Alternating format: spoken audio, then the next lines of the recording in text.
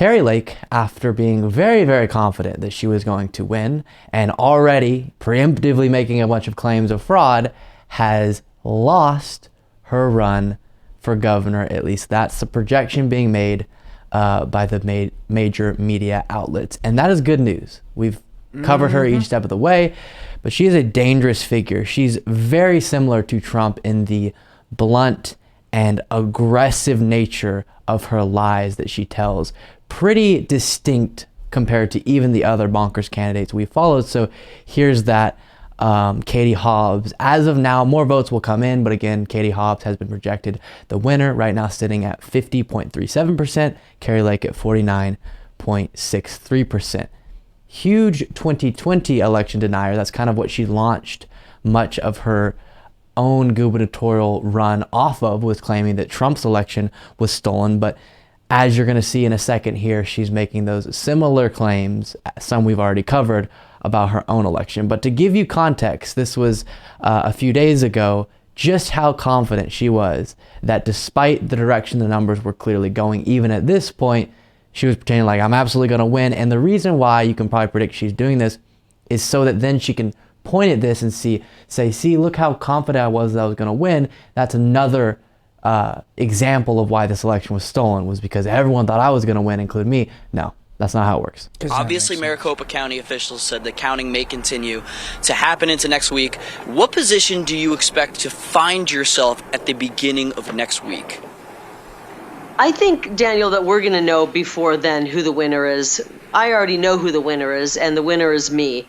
Obviously, Maricopa. So very confident that she was going to be the winner, and then we get the news that she was indeed the loser. And another one of these individuals who was a Trump-backed, hardcore MAGA election denier that lost in this midterm election, which is good news for what that means for our democratic process. She took to Twitter. This has since been taken down, but you got a screenshot here, and said Arizonans know BS when they see it, of course, saying that these election results were BS.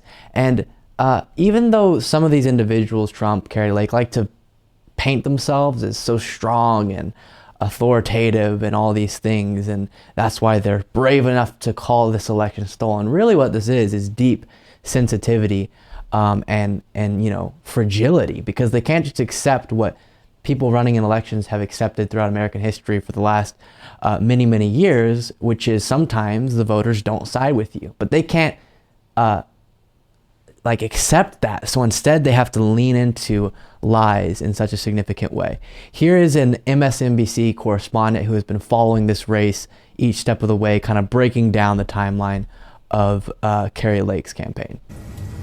Look, covered Kari Lake for the better part of the last year and a half here, and I think it was perhaps fitting to be here across from Mar-a-Lago today. I finally flew yesterday from Arizona here, and essentially, though, I felt like it was covering Donald Trump's campaign of 2024, but in Arizona over the last year. She predicated her campaign on trying to sell the big lie and trying to sell the conspiracy theories.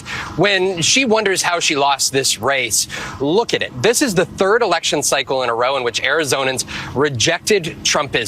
In the final week of her campaign, who did she campaign alongside? She campaigned alongside Steve Bannon. She campaigned alongside one of the chief promoters of Pizzagate.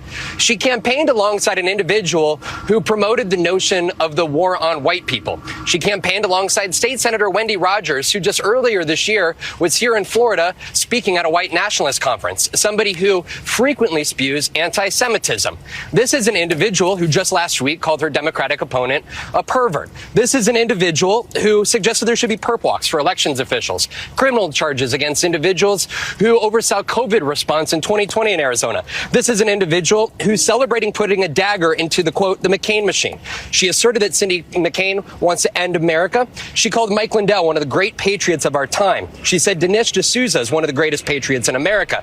She suggested Paul Gosar was the kind of lawmaker our founding fathers envisioned. She called the media the right hand of the devil, the scourge of the... Okay, we'll cut it off there, but the picture that he's painting is of a campaign that fully leaned into the most radical part of the right wing and the most radical part of our country. and was so shameless with how much she aligned herself with radical figures like Bannon, Mike Lindell, all the guys and girls he listed, or guys and women he listed, who were just completely off the rocker. And that's who Kari Lake centered as her allies in this campaign. And it didn't go well for her. I think in the Arizona climate that we were in right now, this would have been a great opportunity for a Republican, if you're looking from their perspective, to win this governor position. But Kari Lake leaned into Trump's lies, leaned into some of these incredibly radical figures for her campaign.